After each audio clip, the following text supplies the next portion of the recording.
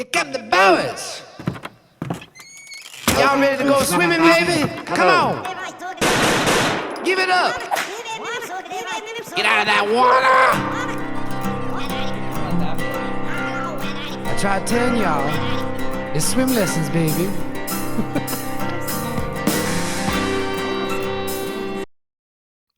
It's a great day to have a great day, a high output, low ego type day. My name is Dallas Hanson. Thank you for choosing Swim Lessons, the podcast. What a conversation we have coming to you. It's the University of North Dakota head coach of the Fighting Hawks, Eric Schmidt. This is Coach Schmidt's first year with the Fighting Hawks, and I must say his resume speaks for itself. He's coached at Crookston High School in Minnesota, made his way back to North Dakota, then went to Southern Illinois for a few years, then was the defensive coordinator at North Dakota for the Fighting Hawks, then Fresno State, and this is where things got interesting. Then he went to the University of Washington as a special teams coordinator and worked with Kalen DeBoer, and that's where they went on that fantastic run with the Huskies, with Michael Penix Jr., Roman Dunze, all those guys. They had a chance at a natty, and we get into that, talk a little bit about his journey. But now, the fun part about Coach Schmidt, he makes his way back to the University of North Dakota, where he played his college career at, and he talks about what that college experience meant to him and how it drove him back home to Grand Forks and the Fighting Hawks. Make sure you check out everything with the Fighting Hawks. They kick off the season August 30th at Kansas State, and one I've got circled already is November 8th, where they have North Dakota State, the Bison, come to the Alara Center at Grand Forks to face off, which is the biggest rivalry in North Dakota sports, hands down, is the Bison versus Fighting Hawks football game. Really appreciate Coach Schmidt, and I really hope they have a great year. He's a fantastic guy. Showed me around their training complex, which is state-of-the-art. If you ever get a chance, check out our social media page. I put up a video about it. The indoor facility is great. They've got all the snack bars. They've got like a movie theater to watch film. The coaches' offices are great. They take great care of their athletes at the University of North Dakota. But before we get to Coach Schmidt, we got to thank our sponsors that made today possible. How about Glosso Angus? They're a proud sponsor of Swim Lessons, the podcast. They're your premier source for registered Black Angus cattle since 1973. Glosso Angus cattle showcase dominance, durability, and docility, and they're built to thrive on the northern plains. Check them out. That's Glosso, Glasoe, Angus.com. And then it's River's Edge Bar and Grill. They're located in Williston, North Dakota, the heart of the Bakken, baby. They're known for offering the best happy hour in town, providing unbeatable deals in a lively atmosphere. Guests can also enjoy a variety of entertaining activities, including bingo, trivia, and the very popular Name the Tune. Come on down to River's Edge for great drinks, great food, and great fun. And last but not least, it's PSP Network. It's in the game. They've been promoting local student athletes for a very long time. They're gearing up for volleyball season, also football season, and a couple other things in there. Make sure to check out their YouTube page. That's PSP Network. Nick Holberg's been promoting the golf show as of late, which is very fun, a good watch. It's about 10 minutes long, so if you got some spare time, make sure to give them a watch there, and also like the video. And Dallas, where can I find the schedule of events that are for free? Well, that's at psp.network, the website. We'll have our schedule of events there. Myself and the rest of the talent team is really looking forward to bringing you some of the more premier athletes here in the great state of North Dakota.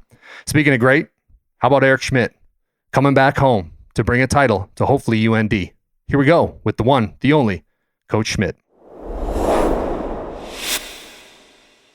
Coach, thanks for the time, man, and beautiful office, by the way. Yeah, our new facilities are amazing. So obviously a great deal with our supporters and what our administration's been able to do here to really transform this spot. You know, I was shocked when I first got here just to be able to see how it all turned out, and it's been awesome. Our guys love it. Our coaches are, we're all very appreciative, attitude of gratitude for what we got here. How's camping going? It's been good. It's been good. You know, we've really tried to up our level of hard. Is, you know, like what we really think hard is take that to the next degree. So I think you know, we've really tried to do a good job there. Of camp should be hard. You know, it should be a grueling process for our guys, and I think they've attacked it the right way. They had a great summer. You know, our strength and conditioning staff, our whole performance team has done a great job with them, and they've been able to hit the ground running here and really attack the process. And we're early. You know, it'll change as we get into, you know, some of our full pad days and get into some of those days now where you get into the maybe the dog days, if you want to call it. But our guys have done a good job here early.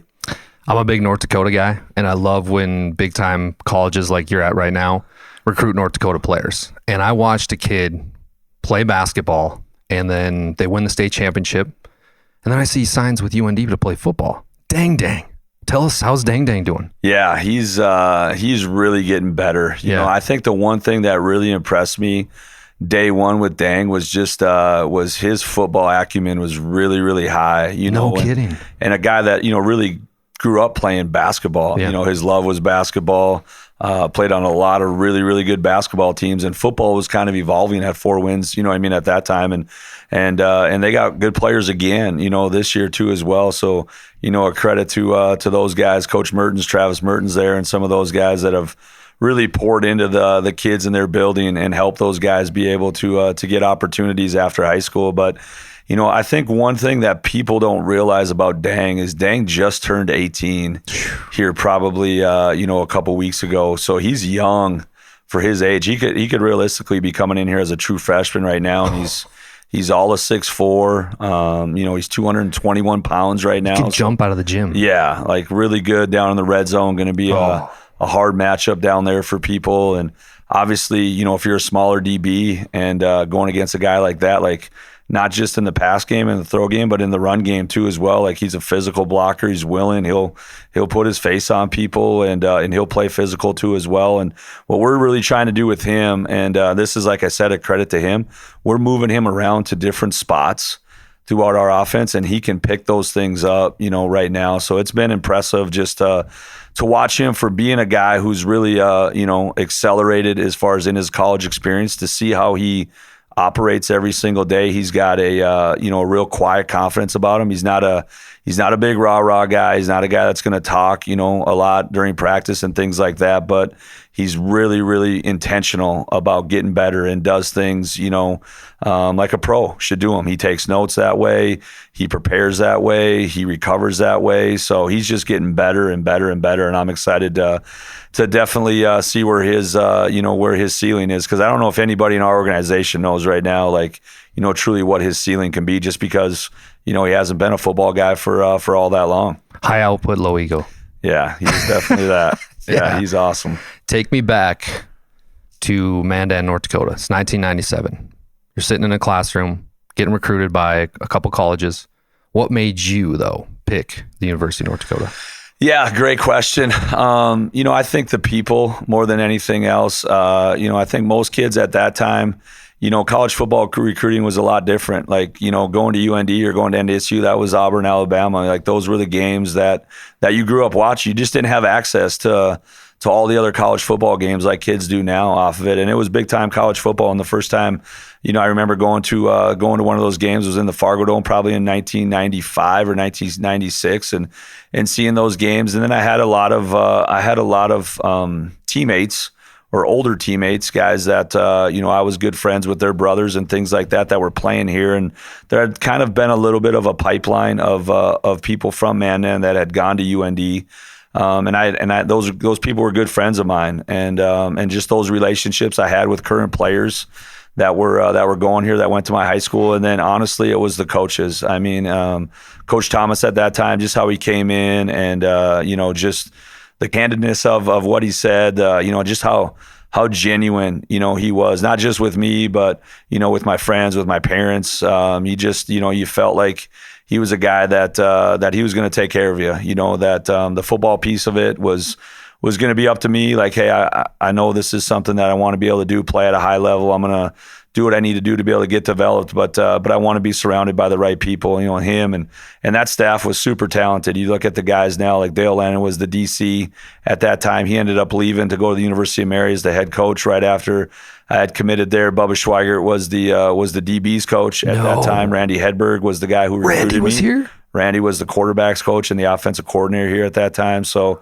yeah, I just think it was the people, right? And that's the one thing I feel like everybody wants to complain and talk about the changes in college football and all those types of things. And I get it. You know what you sign up for nowadays, and there's definitely some things that maybe, the OGs, the older people, the older crowd don't love about it. But the thing that's never changing is this is about relationships, and it's about pouring into guys, and it's about helping guys be able to get to their goals, and then teaching them not just the football side of things, but also teaching them, what it means to be a good teammate, what it means to wake up every morning and work hard, how to fail, how to get back up after you fail, just all those life lessons, I think. And I just felt like, hey, like the people that were in this building, like it was the right vibe for what I wanted.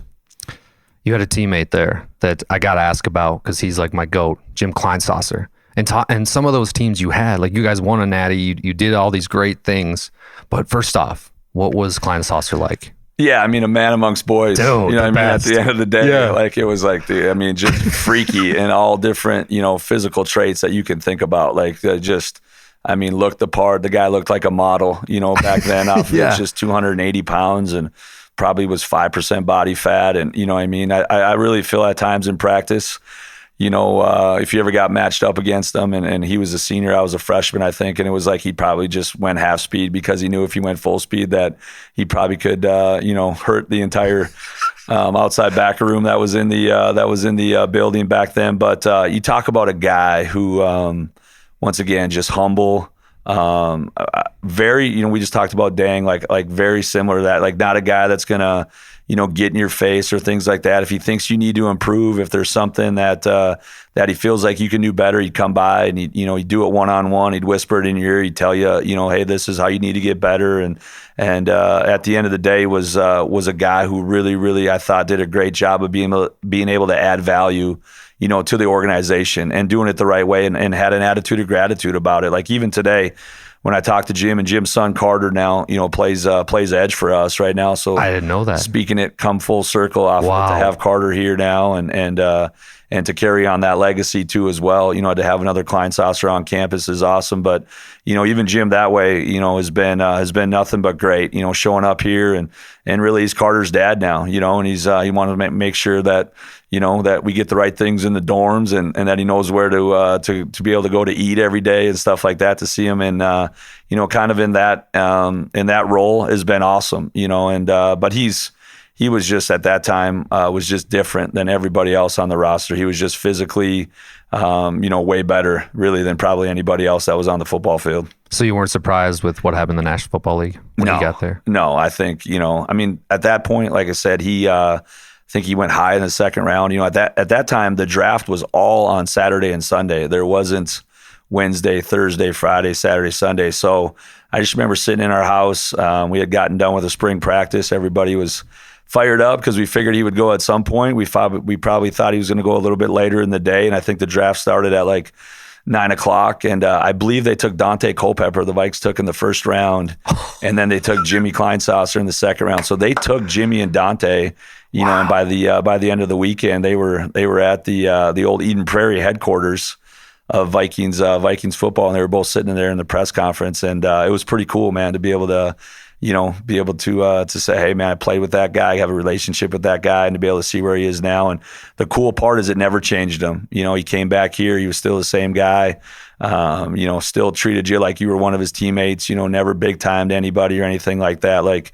You talk about being from North Dakota, like he's never forgot about his North Dakota roots, and his whole family's that way. His sister got inducted into the Hall of Fame here this summer, the North Dakota High School Hall of Fame, and she was an exceptional athlete too as well. But as good of players as he was and as she was, they're just better people at the end of the day. That's awesome. I mean, UND's seen so many great players. The one that just popped into my mind was Weston Dressler. Went up to the CFL and tore it up. He had a short stint with the Chiefs, but man, he was a great CFL player. Yeah, he was amazing. A good Weston story was, I think it was, what was the year? Maybe 2008 or 2009. It was UND went and played UNI, and UND was going through the transition at that time, and UNI had just come off a loss in the national championship game in 1AA football, as it was called at that time, and I think it was the season opener. It might have been game 2, but anyways, we go in there and they unveil their banner from the year before, national runners up and all that kind of stuff. And Weston and Ryan Chappell just went off that day. I can't remember how many points we scored. It was a high-scoring game at the end of the day. Let's say it was 35-31, but I just remember coming across the field at the end of the day and shaking hands with the opposing coaches, and it was a huge win. Coach Lennon did a great job of getting the guys ready and making sure they could believe that they could go into that place and win a football game, and they were like, hey, who is Weston Dressler? Like, are there other kids in North Dakota that are like him, and those types of things. And it's, the thing I've always admired about Weston, I think the knock on him coming out a little bit was being a smaller guy, could he stay healthy? You know what I mean? All those types of things is how tough he was. I mean, I don't know. I can't remember in his CFL days, but he didn't miss very many games. No.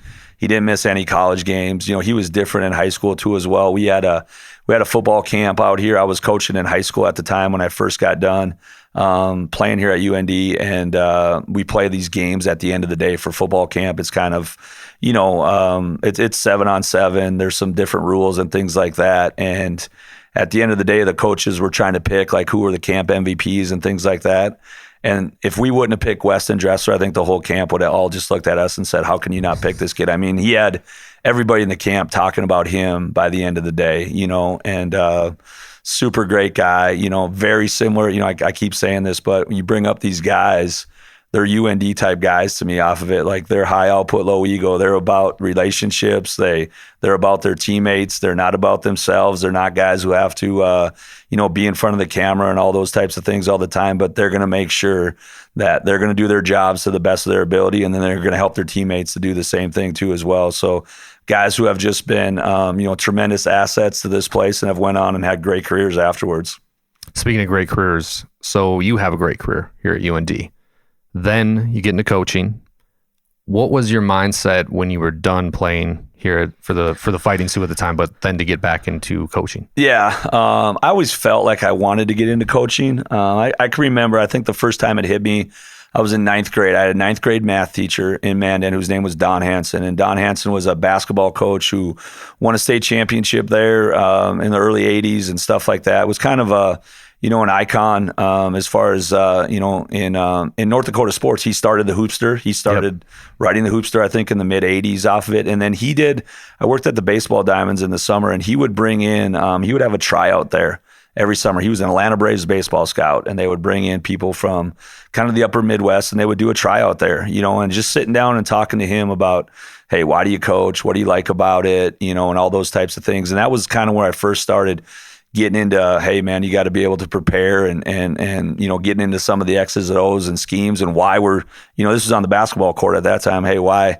are we playing zone instead of man? You know, like, hey, what does this play good against? Why do we, you know, just all those different types of things, and listen to him talk and just building a relationship with him. And it was just in class, you know, as class would end, you'd go up and kind of pick his brain and stuff like that. And then, like you said before, you know, why I picked UND was, you know, I think I became a coach because I wanted to be like, and I love the guys that I played for, whether that was in high school. I had a great high school coach, Tom Stebner, who was probably one of the best motivators that I've been around and did it in his own way. And my high school basketball coach was awesome too as well, Greg Limke, who's, you know, all over the place still here, you know, in college basketball and high school basketball in the state of North Dakota. And then once we got here, just, you know, the guys that I was around, I just thought they were guys that were player coaches. You know, they did a great job of pouring into the guys. They held you accountable. Hey, this was the standard. This is what you needed to do every single day. But you're able to have a relationship with those guys outside of football too as well. And if you ever needed anything, like, hey, you could call them later on in life. You know, they were the same way. So, I mean, those guys are still, you know, my mentors to this day as well. You know, I say it all the time, you know, coming back here and Bubba was here before me, but we had been, you know, colleagues for a long time. Like, he's one of the top 3 or 4 mentors when it comes to this profession, you know, in my life right now. So I think, you know, there was definitely, you know, an itch there early on in my career. And then once I got to college and got around the guys that I got around here, I just felt like, hey man, like, this is definitely, you know, what I want to do when I get done playing. Let's talk about, you had a few different stops, but when you get to Fresno State, it feels like your career as a coach really took off. Tell me a little bit about applying for Fresno State and then getting the job and realizing, okay, this is the show, I'm here. Yeah, great story there. For whatever reason, I got a call from Kalen, and it was a 605 number, and it was Kalen called you? Yeah. So this is we are here. I think it was 2018, maybe 2019. I think it was. Anyways, it was in December, and we had just lost in the playoffs to Nickel State. And like 3 days later, I got a call, and as I answered the call off of it, I was like, "Hey, who is this?" It wasn't saved in my phone for some reason. We had talked all the time. Sometimes, you know, I think your cell phone's kind of, you know, a number comes up for whatever reason and things like that. He's like, "Hey, it's Kalen," and I was like, "Oh shoot, man!" Then he started laughing, and it's like, "Hey, your number came up as a 605 number instead of Kalen DeBoer here." So we started talking and things like that, and talked a few times, and he's like, "Hey, I think I'm gonna think I'm going to get the Fresno State job. Would you like to come with me? And, at that point, I just felt like, hey, it was time for me to leave. I needed to grow. I needed to get better. I needed to add tools to my toolbox in order to, take the next step here, in coaching. And I think the thing that I've always, learned from him more than anybody else, and I think, listening to him and talking to him, yet he's a great family man. He's a great husband. He's a great, father too as well. But he really, I think, does a great job of talking about growth mindset. And if you attack this job the right way and you have the right mindset, you can get better as you still get older. And there's definitely, room for growth. And it was awesome. So the time we spent in Fresno, and Fresno to me was very similar to the Midwest. Like that part of California is highly, highly agricultural. It's small towns all over the place.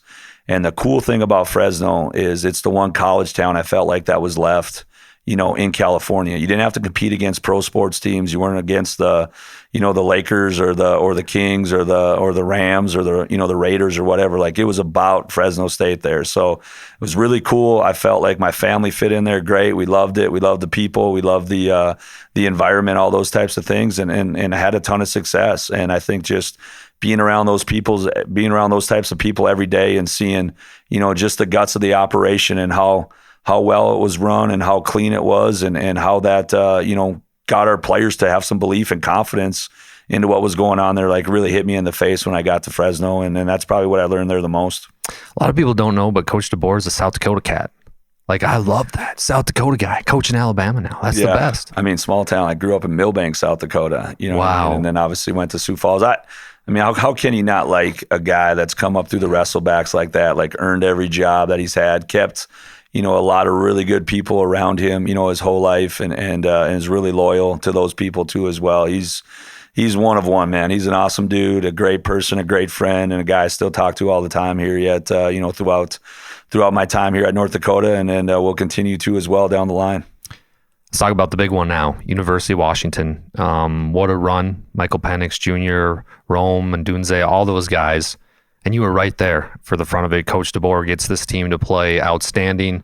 You make it to the first, was it the first playoff national championship when they did the playoffs? Was that the first one? No, they had done it for a while. Okay. Off of it, yeah. But the first time they went to four. Four teams, time, Sorry, that's what I meant. First time they went to four. So when you first get to Washington, was there ever a moment where you go, okay, this is a good team. Coach DeBoer's done a great job, and I'm just going to be along for the ride and do my part because this is going to be awesome?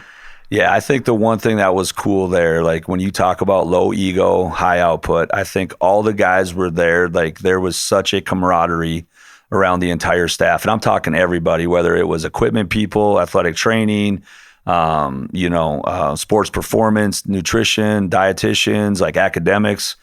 Everybody, and I thought Kalen did a great job of this, is everybody felt like they had input and that they helped us win or lose every single day. And that, hey, if they didn't do their job up to their ability that day off of it, like they really, really felt, like they were letting somebody down. And that part of it was awesome. And I think it bled right into our players, and everybody was connected. There was no chinks in the armor. If a kid wasn't having a good day or, a coach got after him and coached him really, really hard and he tried to go down to the next coach and say, hey, man, why is he doing this? Or, I was below the standard today. It really wasn't that big of a deal, right? If I did this, he got the same message from whoever it was, and I think that was the secret sauce there. I thought more than anything else is that everybody bought into their role. Everybody really felt like, hey, the defense coordinator wasn't trying to call plays. The strength guy wasn't trying to be the nutritionist. Like everybody knew their lane. They stayed in their lane. They did everything that they could in their lane, and they felt like, hey, they were an important piece to us to be able to be successful. And I think our players saw that because when we got there, there was a lot of opinions in the locker room there as far as they were 4-8 the year before. They had lost to the University of Montana. Wow. And there was a lot of the same people that had gone through those experiences and then got to the national championship game, 2 years later. And I think if there's one thing that I really appreciated the players there that, all those different changes, they were recruited by Chris Peterson, Jimmy Lake came in, and then Kalen, our staff came in, is it really galvanized them. Like, we had different levels as far as in the building where the coaches were on, kind of the coach's office on one level, the strength conditioning part of it was on another level, and then the players were on another level, and they were on this, they were in, say they were on floor 2, like they really felt like, hey, floor 2 is what matters. All these other people around here, all right, like, yeah, I want to have relationships and I want to do a good job, but this is the floor that matters. Like, it's got to be player-led at the end of the day. And I think if you talk to those guys, that's something that we really try to empower them there, that, hey, good teams, first of all, bad teams, nobody leads. Good teams, the coaches lead, but the best teams are player-led. And, I thought we did a great job of trying to foster that environment, and guys would stand up in meetings and be like, hey, man, like, you're not holding up the standard. You got to do a better job and not be afraid to be a good friend when you're off the field, but be a good teammate when you're on the field. Not tell a guy what he wants to hear. You tell him what he needs to hear, and then being able to have enough competitive maturity too as well, that, hey, if I'm not getting it done, I want you to be able to get after me too as well and hold me to the standard, and I'll be able to respond the right way too as well. And I just thought, just having those that type of environment there, like, really, we got, when your culture's in the right spot, guys can they can perform beyond their talents, and I definitely feel like that was the case there. Competitive maturity. What a great way to put that. That's a phenomenal thing. And that's not with all kids sometimes. I mean, we talk about the transfer portal. I'm not getting a chance to play, whatever gets called out. Maybe I want to leave. But if you have that, you have those kids like that, you can have a story like you had. Yeah, and I think that's the one thing, right, where it can be different nowadays. Like, hey, it was always a struggle back in the day. You know what I mean? There was no eject button. I talk to my kids all the time right now, like they're playing on video games and stuff like that. Like, hey, I don't care if you're down 28 in that game, like, you're finishing it. You're not quitting. quitting. You're not hitting reset. You're not hitting it. You know what I mean? Like, you got to learn those things because, there's a lot of goods that's going on in college athletics and things like that. But I think the one thing that, I want to keep special yet is, hey, man, like, grinding out some good and bad times and being around a group of people that's going to help you be able to get to your best version of yourself. There's certain days where, hey, you just don't feel right, and maybe you're only operating at 75% of your max capacity. That's when all your teammates and coaches and the culture of an organization gets you back up to 100%, before that day ends. And I think nowadays it can be a little bit harder to do that just because it becomes a little bit more transactional. You don't have deep bonds and put in enough work with people and things like that to be able to trust them and to be able to have a relationship with them. And there was just something about, progressing through a program and evolving as a player and getting to the next step and the next step and the next step. And I think that's something now where, maybe we've created a little bit that, hey, you can go from, being the janitor to being the principal, in one day. Like, it's still a lot more gratifying. It means a lot more when you earn those positions, and keep getting better and better and better. And eventually you get to those spots and you think, like, what, I earned it. I got into this point. I'm ready for it. I've evolved. I've learned. I've grown. And now I'm ready to be able to take the next step in my career. One of my favorite college football games I've ever watched was the Sugar Bowl when you guys were playing Texas. It kind of looked like a Texas home game. To be honest with you, I would say that to anybody, even if you weren't sitting here. But what was your guys' message as a coaching staff before that game? What did Coach DeBoer say to beat a great Longhorn football team to go to the national championship? Yeah. Really interesting story there is we played Texas the year before in the Alamo Bowl. What? So we played back-to-back bowl games against Texas 2 years in a row. So talk about a home game. Like, we walked into San Antonio and it was probably 90-10, right? Like, Texas fans. The place was, was definitely, burnt orange and white, at that time.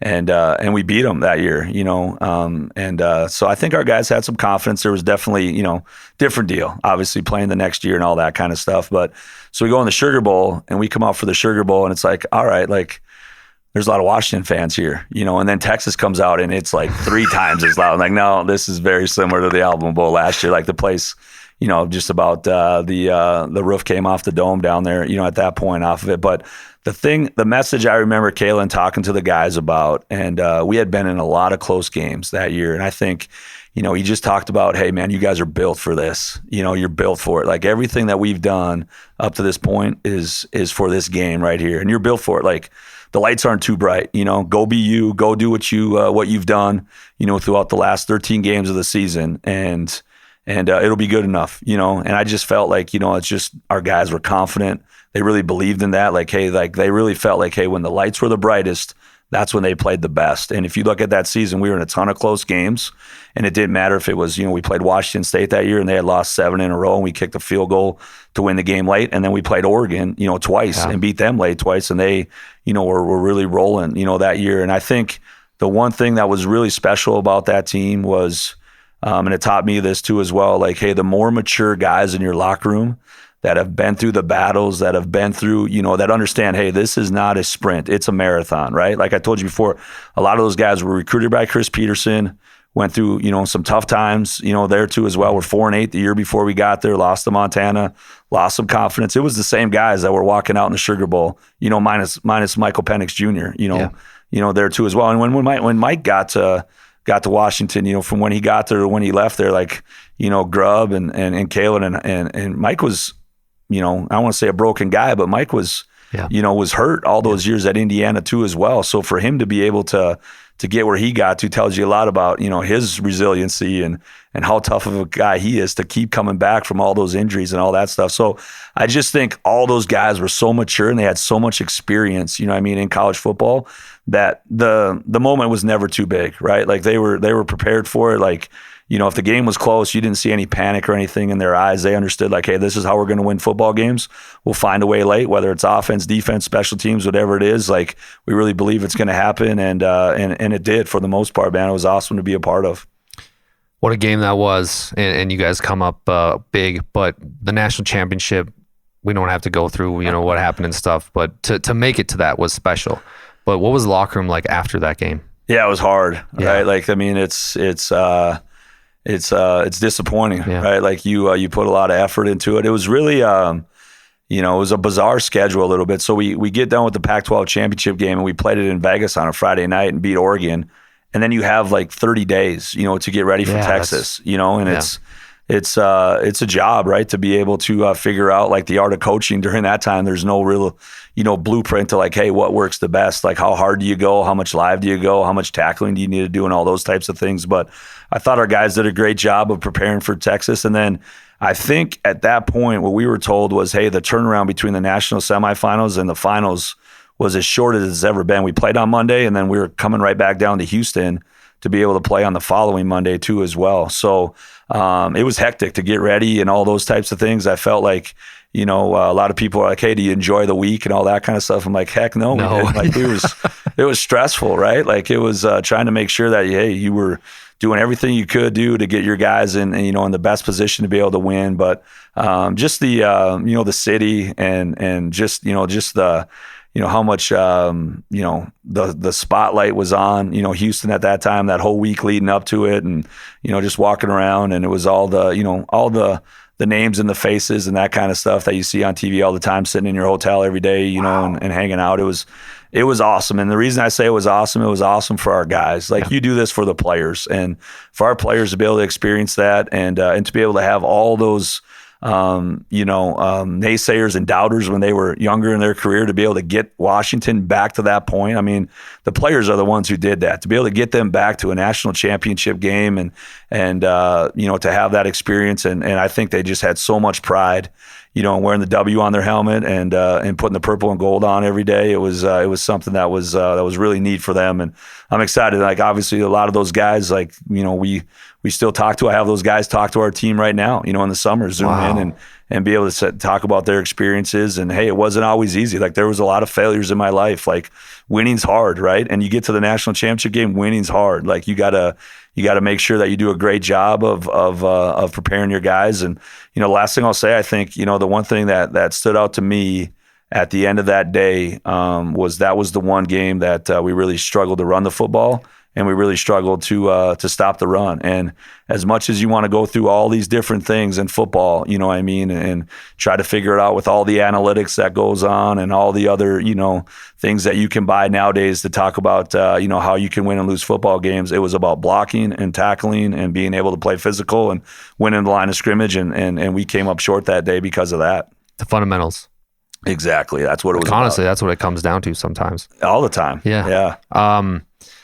Well, I really admire you for a lot of reasons, but I admire you because you're a guy from North Dakota who went all these different stops. You kept your dream alive. I was talking to your son, set on my podcast equipment. He's like, did you have Patrick Mahomes on? I'm like, not yet, buddy. He's like, oh, I hope you get him on. I'm like, yeah, me too. But I'm just trying to keep the dream alive.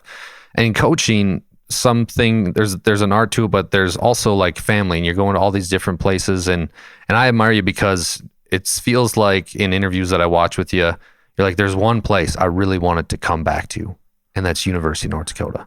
So, I mean, to see that, and we talked about players staying here in the great state to play for college football teams. When you get the opportunity and Coach Bubba retires, you see that opportunity come up, what goes through your mind? Yeah.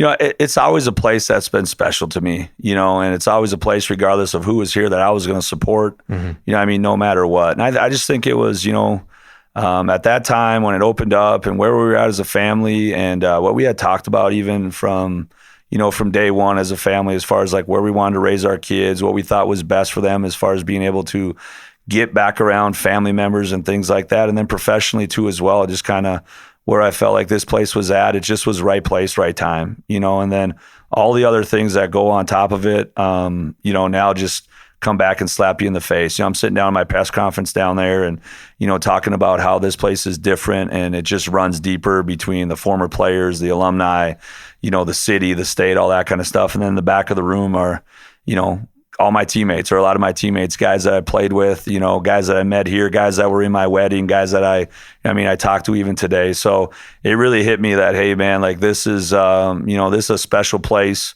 I've always felt like it's been a special place, and to be able to have this opportunity, like super humbled, honored, and really excited to be able to now get in here and roll up our sleeves and go to work. And a lot of the things that we've learned that we've been able to be successful with, like we're going to implement those here now, and really pour into our guys and help them give them the most incredible experience that they can have in their lives. Like that's what this is all about.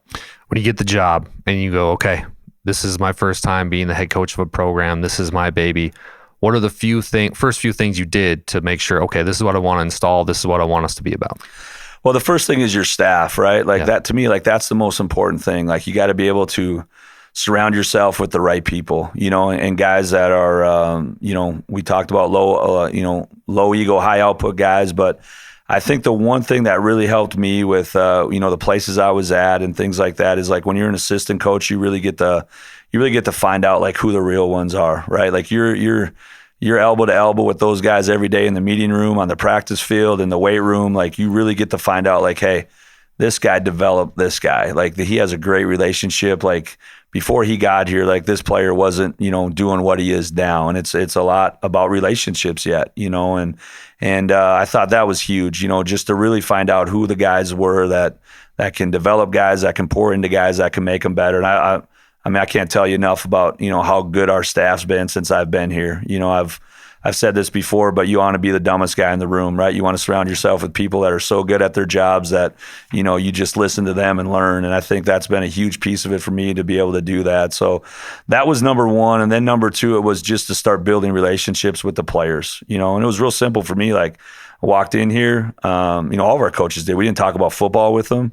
We didn't talk anything about scheme or anything like that. It was, a week and a half or 2 weeks of getting to know who they were. Yeah, who are you? Yeah, like, why are you here? Like, how much do you love football? Like, what got you into football? What do you want to do 10 years from now? Like, what's the next chapter of your life after football look like? What's your best accomplishment in your life up to this point? And all those types of things. And I thought the guys did a great job of just kind of, opening up their hearts and telling us exactly how they felt, good, bad, or otherwise. We asked them, we said, hey, give me, in a private conversation, give me 2 things that you really like about this place that you think are, you want to see continued on, during the coaching staff that's coming in now. And then give me 2 things that you don't like. That you're like, hey, coach, this has got to change. It hasn't helped us in the past. And then we listen to them. I think at the end of the day, like that's a big piece of it, man. You got to listen to the players.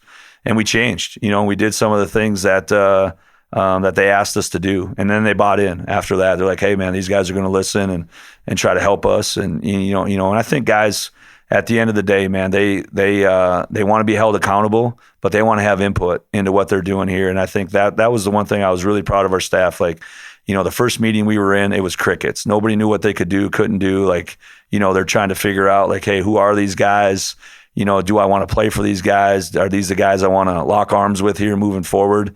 And now if you walk into one of our staff room or one of our team meetings now, it's the energy, it's completely different, just the buzz and the vibe around the room. And that's because of the people that we have here, not just our coaches, but all the helpers and supporters, throughout our entire organization. Like they've done a great job of building relationships with our players. Man, shivers. That was a great quote. Okay. You said camp's going pretty good. It's a rainy day right now, but there's a few interesting spots that I want to talk about. And you're a football guy, you're a defensive guy, but to you, in your mind, what makes a linebacker great? Great question. I think, first of all, it's the leadership part of it, I think, is really important on any team. I think that position, you got to lead by example. You got to do a great job of understanding that, hey, there's going to be a lot more preparation time in the linebacker room than there is probably in any other room, on our defense, because you got to know all the run fits, you got to know all the fronts, and plus you got to know the coverages and where you fit there too as well.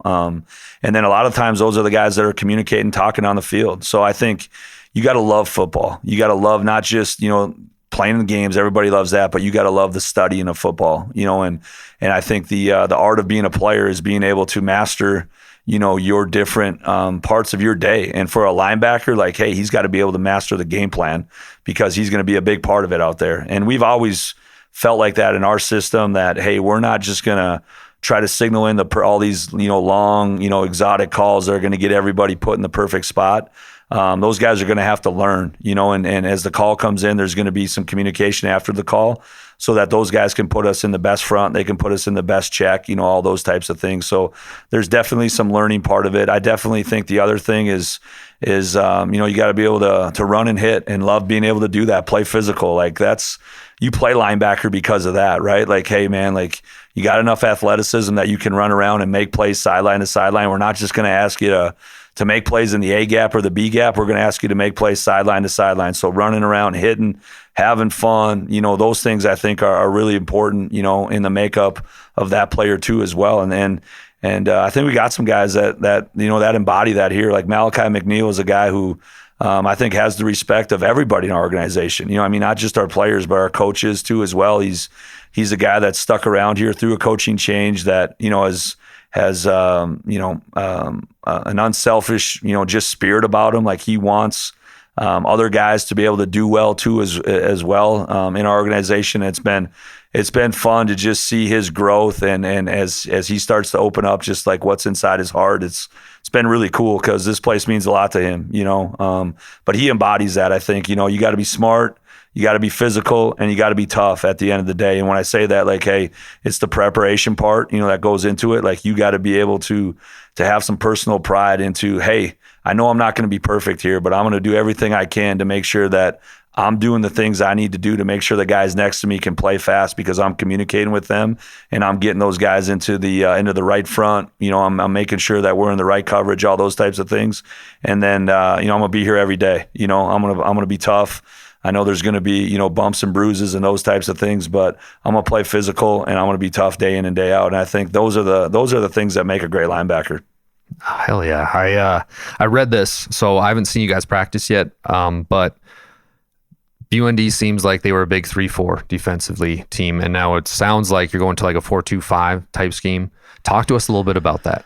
Yeah, I think there's been a lot made, with that, and I think people are always looking for, reasons why, right? Like, hey, has this evolved to a place now, or maybe, hey, it's not, what it used to be, and things like that, because when UND was dominant, it was a defensive organization, right? And there was a lot of credit given to the 3-4 at that time, probably too much credit.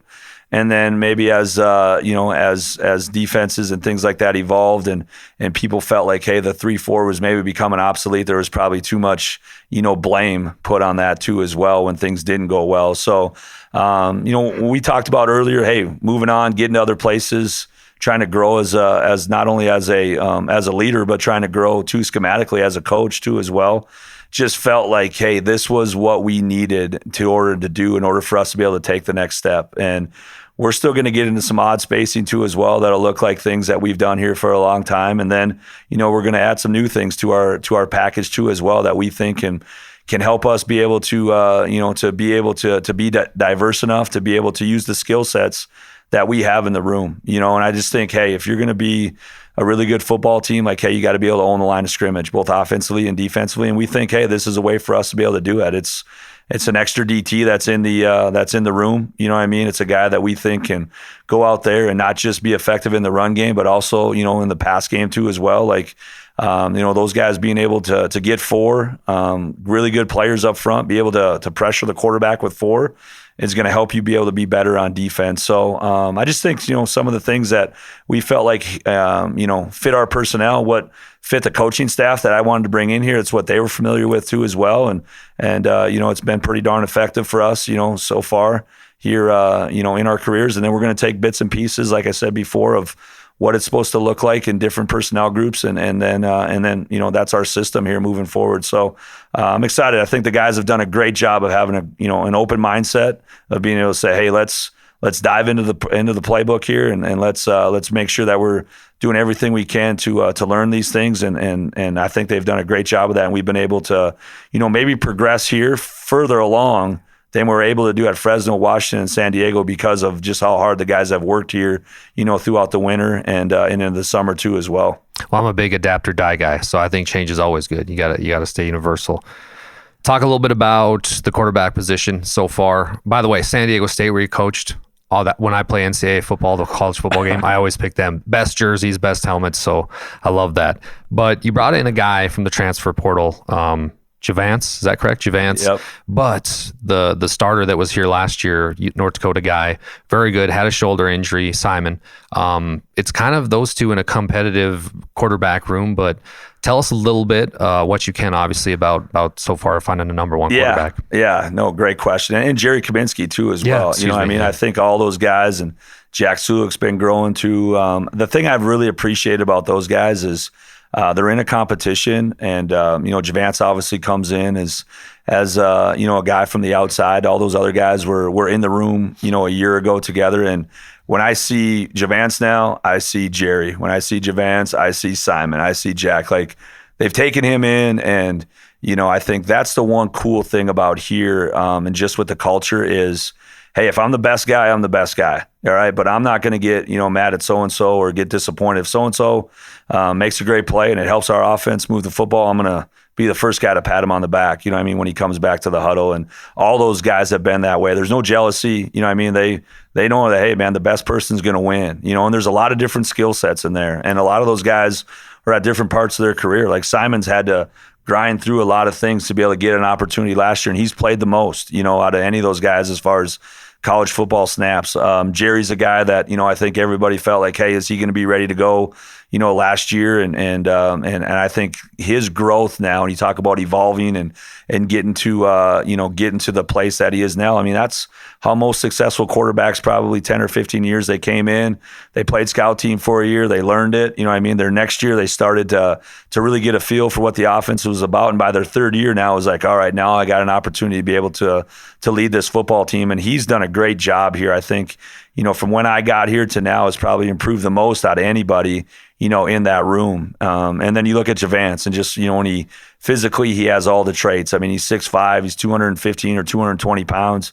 He can move well. He was highly recruited because of all those physical traits, but I think his mind is so underrated. He really understands football. He's picked up, his eyes are in the right spot all the time. When he's playing quarterback out here, he can flip protections. He can get us in the right run plays, all those types of things. And then I think it was a little bit of a learning curve, obviously, for him being the guy who wasn't in the room, but even watching him a year ago, I think he's on the exact same trajectory. Like, struggled maybe a little bit early on to be able to learn and pick it all up, but every single day in the summer, man, you can tell he was getting better and coming along. And now when I see him in fall camp, I see the exact same thing. Like, he's, I think there was a few comments made, and we talked about it as coaches, like the first day of fall camp, as far as throwing and catching the ball, was light years ahead of where we left, spring ball. So it's been good to see. And that's all those guys be able to get better, right? All those guys have done a good job now of competing against one another and bringing everybody's level up. So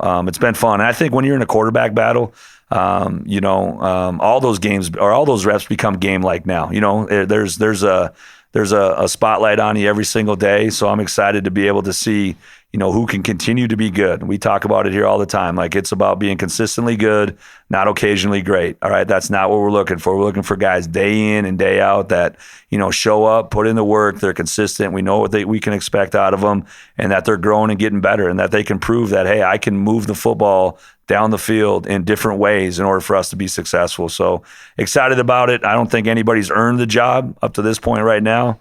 We haven't put a date on it. Like, hey, we need to have a starter name by this date. When we feel like somebody's earned the job, we're going to let those guys know. And the cool thing about that, the whole team will have some respect, because that person has had to earn it, throughout their body of work here in the winter, in the spring, and now in training camp too as well. When your schedule came out, there was one thing that I noticed that I was like, I really got to talk to this guy. I loved your career, but when the schedule came out, August 30th, you guys go down to Kansas State. Coach Kleiman, all-time coach for North Dakota State. You travel down there. Take me to the locker room before that game. What's going to be your message to get a big W? And it can be done, Coach. Like, let's go. This is a big one for you. Your first game as a head coach. But in Manhattan, it's going to be nuts, bananas. But tell me a little bit about what you're going to tell the team for that. Yeah, I mean, I think that's you'll obviously get a feel for where you're at as a football team too as well. Going into that game, but I mean, it's always going to be consistent. Like we're always it's about us. Our whole motto around here right now, we talk about us versus us. All right, like not even worrying about anything to do with outcomes. Like, it's all about the process. It's about us trying to win 24-hour segments all the time. And really it's, the scoreboard will take care of itself once we get down there. It's the daily disciplines that we have every day, like our behaviors, how well, we study, how well we work, how well we, that we get everything out of every meeting, out of every walkthrough, out of every practice. Like, that process oriented mindset is really what we're about. And that'll be the message down there too as well. Like, hey, it's going to be about us, all right? It's not going to be about, who the opponent is. We're going to concentrate on what we need to do in order to be successful. And I think that's the thing that, our guys have really bought into with our culture here is, hey, a lot of guys have a lot of goals and aspirations. Like, hey, I want to, I want to start here. I want to be an All-American here. I want to play in the NFL one day. Like, that's my goal. Like, hey, realistically, like, you're not in control of that as a player, all right? Like, a lot of things can happen that are out of your control that can hinder those goals for you to be able to accomplish. To me, the only thing you're in charge of is your daily disciplines, all right? Like, that is the only thing that you can make sure that you can master every single day of those habits. And then you keep going 1-0. That's what we talk about here. You keep winning those 24-hour segments. That's how you're going to give yourself an opportunity to be able to reach your goals. So to us right now, we're not even thinking about them. You know what I mean? We're always going to respect all of our opponents, fear nobody, but respect everybody, and then keep the entire, focus on our building and our guys, and making sure that our guys are ready to go and they're at, their very, very best when we get down to Manhattan in late August. There's 4 main holidays in the state of North Dakota: Thanksgiving, Christmas, 4th of July, and when the Bison play the Fighting Hawks. What's that rivalry mean to you? It's awesome, man. It's one of the best rivalries, in college football, in sports. And there's been a lot of documentaries about it, growing up in the state. A lot of people, want to talk about, all the other things that go on here as far as, games against who and who goes where and all those things.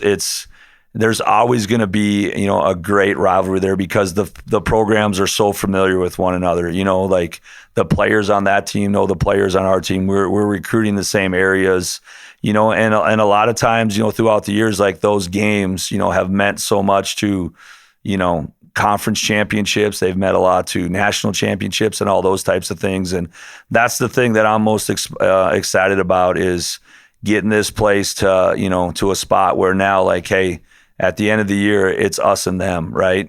Type of deal, and getting it to mean even more, as conference rivals. I think that was the one thing. I was here before, and we were playing in a different conference during that time, and Coach Schweigert really, I thought, did a great job of being able to say, hey, we got to play them, number one, and then number two, we got to do a great job of being able to get back in that league, because now that game, even as a league game, as a conference opponent, it makes the rivalry even better, and even mean more again off of it. So I just think, I've been in a lot of huge games. You talked about it. I mean, Oregon, Washington, Fresno State, Boise. I mean, UND, NDSU is every bit as good as any one of those rivalries I've been in. Yeah. Oh, man, I can't wait. I cannot wait. And getting to know you today has been a true treat. So thank you again. But everybody on Swim Lessons gets asked, is Swim Lessons a podcast about overcoming tough times? Leave us with something. Maybe somebody listening can make it applicable to their life in a time where your back was against the wall and you're fighting to get back into the light, and a lesson you might have learned. Yeah, wow, great question. A motto that I really try to live by, that a wise coach told me one time off it was, hey, never let a negative thought complete itself in your mind. And that's something I talk to our guys all the time. I'm like, hey, guys, don't think to yourself, talk to yourself, and you can see so many good examples of that. Hey, when guys are in tough times, or, when your mind starts to wander and things like that off of it, that, hey, just, you go down that path, just change. You know what I mean? Like, start talking to yourself, don't think to yourself, and never let a negative thought complete itself in your mind. And that's something that I've tried to really instill into my life off of it, when you go down those different paths, and then into our players' lives too as well. Man, well worded, my friend. If you were to give a direct message to a kid that's watching this and why they should come play for you in this program, in this fantastic rebuilt building that we're sitting in today, let them know why they should come play for the Fighting Hawks. Yeah, I think that's one of the reasons. Honestly, I came back here is that there's no reason now for a kid that's in the state. You want to get developed to the highest of your ability. You don't have to go that far. Anymore. You got all the advantages here, whether that's facilities, whether that's coaching, whether that's nutrition, like whatever it is. You don't have to go that far and feel like, hey, man, I got to go that far away now to be in order to get to to get to my goals and to get to my dreams. Like, you can do it right here in your back door. You got the type of guys in this building that, are going to coach you, are going to pour into you, they're going to help you. And then we have everybody else too as well in the program that's going to make you the best version of yourself. So you can lock arms with the guys in this building right here, and we're going to help you be able to get to your goals. By the way, on my drive here today, the three and a half hours, I just said to myself, it's Fighting Hawks, not Fighting Sioux. So I'm glad I made it through. But Coach, thank you so much. Everybody, follow Coach Schmidt and the UND Fighting Hawks this whole season, and good luck, man. I'm gonna be rooting for you. Appreciate your time. Appreciate you making the time to come out here this morning, man. It was awesome to spend some time with you. Hell yeah, man. All right, go Hawks. Go Hawks.